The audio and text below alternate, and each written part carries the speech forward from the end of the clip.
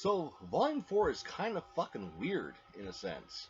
Okay, now, why am I saying this? Is because, straight up, Shotaro Ishinomori introduces us to Dr. Kaminari and his companion, JQ, who is a battle... well, not a cyborg, a battle robot. And JQ and all of them, they learn that there's a base in the middle of the fucking ocean. They learn there's a base on the fucking moon. And then the following chapter, right after that, Dr. Kaminari is reintroduced to the story again. And at first, I was like, wait, what the fuck is going on here? Was he just introduced? Then JQ shows up, different design, slightly different, but now he's called C11. And whatever happened to him, who knows? In the first fucking chapter, JQ basically sacrifices himself to make sure the cyborgs are able to get away and get back to Earth. But what happens to C11, it's like, wait, what? What the fuck happened to them? And then the story with the kids being, kidnapped and shit, that's kind of worked in, but then after rereading it again, I figured out that, actually, that's not the same story. The story with all the children being kidnapped in Volume 3 is different from Kaminari's, I want to say it's his granddaughter or his daughter, being kidnapped. And maybe, just maybe, Shotaro Ishinomori thought that the whole aspect of Black Ghost having a base up in the fucking moon was just way too out there. Maybe he wanted to dial it back a bit and have Cyborg 009 focus on what it was trying to do, and that is portray war as a bad commodity, but a commodity nonetheless, and something that Black Ghost monopolizes all in the same. Because even if Black Ghost isn't directly having their hands onto a situation, more than likely they are in some way, shape, or form involved, whether it be directly or indirectly. And before I go any further with talking about this volume, make sure you subscribe to the channel and that you hit that notification icon. Also, make sure that icon is a ring-a-ding-dinging, and you give this video a thumbs up. That way the YouTube algorithm will know that my content is worth watching. Alright, let's get back into this shit. Now, part of the best aspect about the series is how Shotaro Ishinomori takes his fictional concept of Black Ghost and of the cyborgs and puts it in historical narrative. Because as we know that, everything has been happening, okay?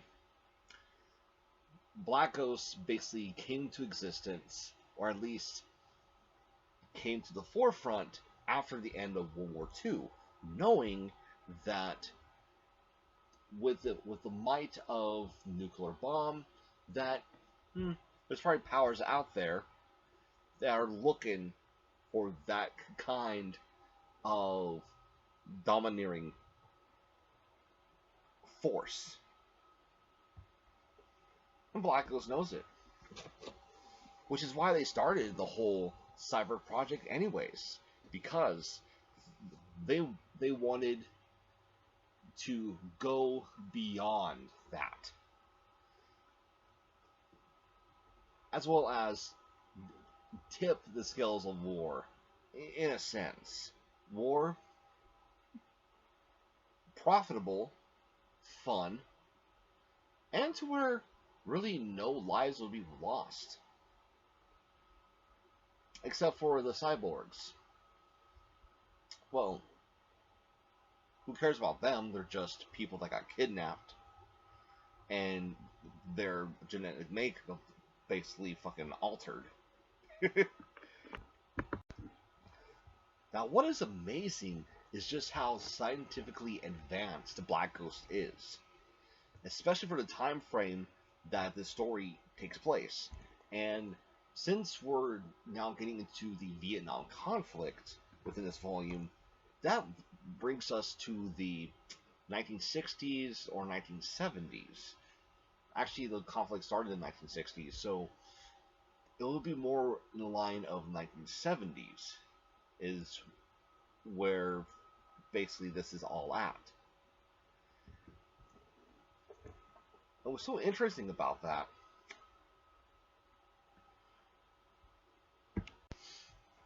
Ishinomori shows us that there isn't a conflict that Black Ghost will not try to be a part of, that will not try to not be a part of.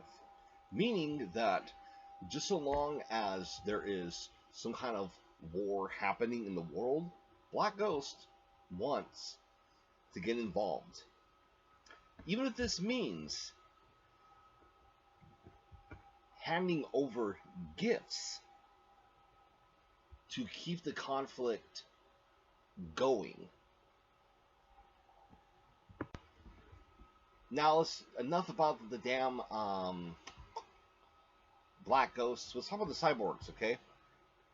So, here's something that's very interesting, is that in one of the chapters, they're being pursued by a submarine, and while being pursued, they manage to basically get rid of the submarine, and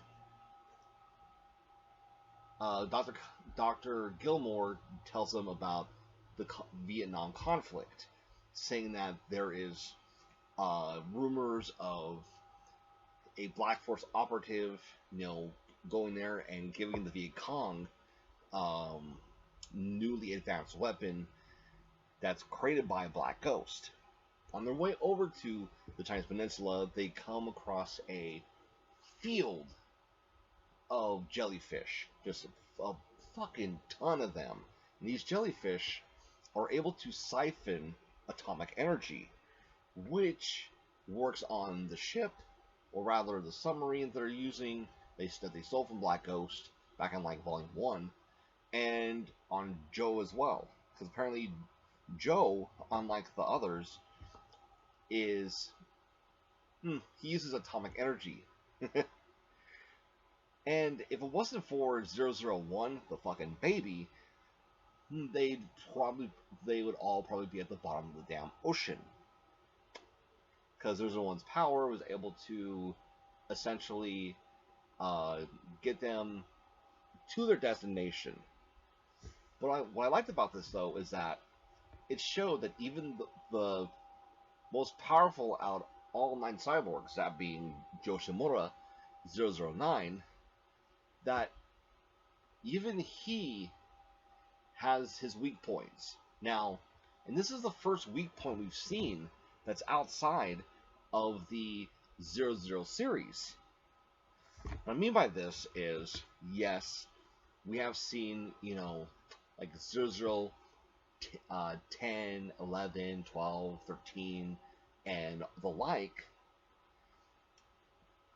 Of course, they're going to be a lot more advanced than the first 9 cyborgs, because Black Ghost already has a research of the first 9, so they're not gonna fucking make new cyborgs that won't stand up or compare to the first 9. No, it's just not gonna fucking happen.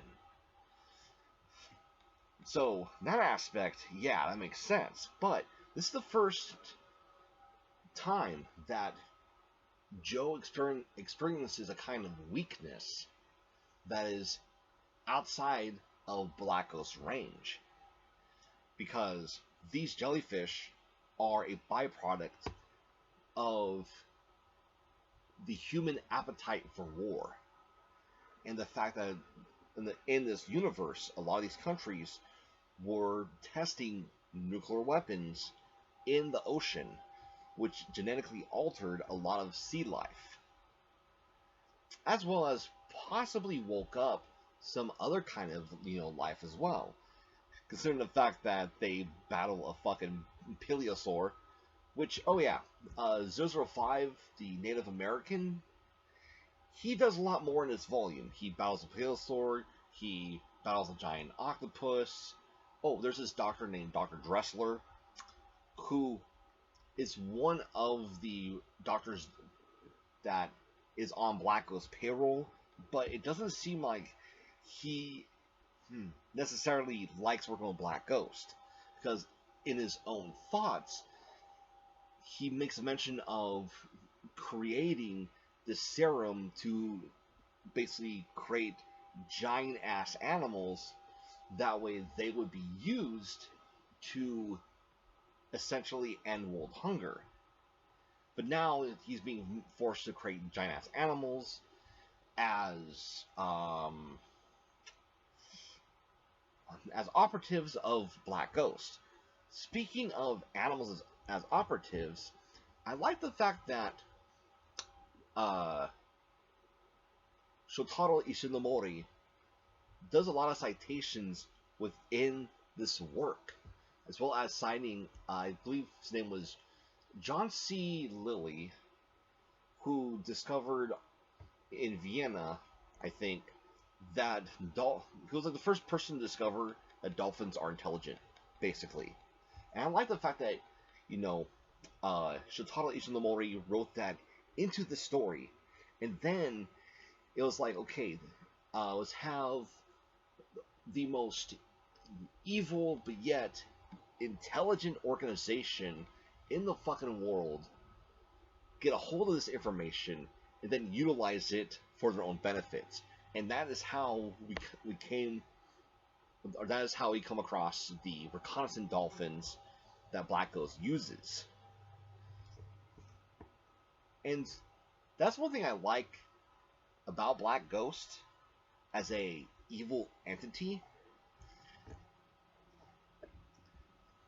is that, yeah, they have some stuff that they make that is just fucking out there crazy, but other stuff that they create, they actually don't necessarily create. It's like they take what is already there and then just reorganize it a little bit.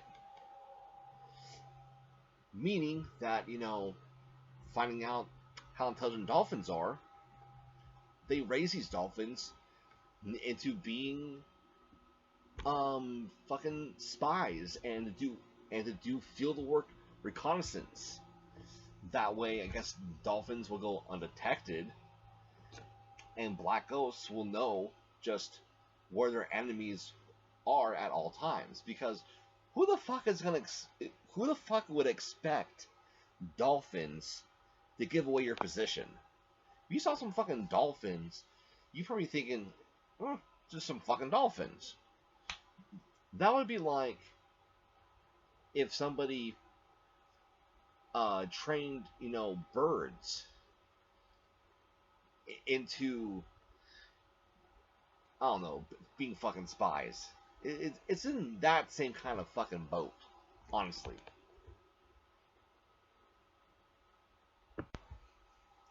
And we also get a little bit from 008, who, up to this point, I kind of felt that he was being underutilized, but considering the fact that this entire, not entire volume, but there's an entire chapter that's just dedicated to them being in the fucking ocean, I was just thinking to myself when the chapter started, if 008 isn't being utilized, then what was the point of that fucking character?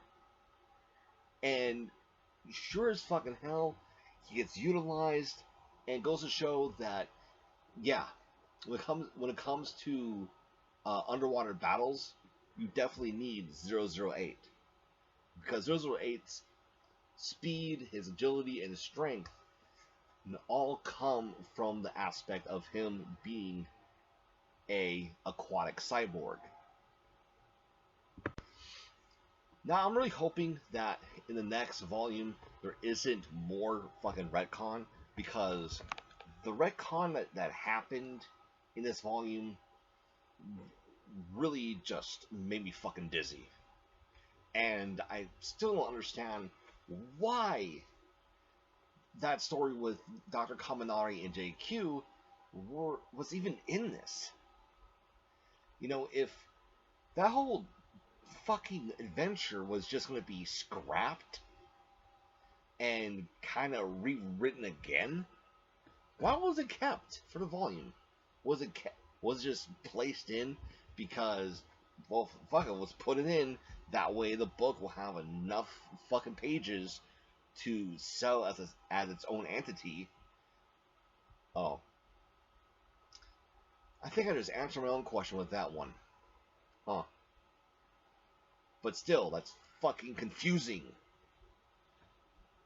Anyways, what did you guys think of Cyborg 009 Volume 4? Let me know in the comments down below. Thank you guys for watching. Hope you guys have a wonderful day. If you'd be so kind to give this video a thumbs up, that way the YouTube algorithm will know that my content is worth watching. As well as, if you haven't yet, subscribe to the channel. As well as, make sure you hit that notification icon, and the bell is a ring-a-ding-dingin'. And with that being said, I bid you all adieu. Goodbye.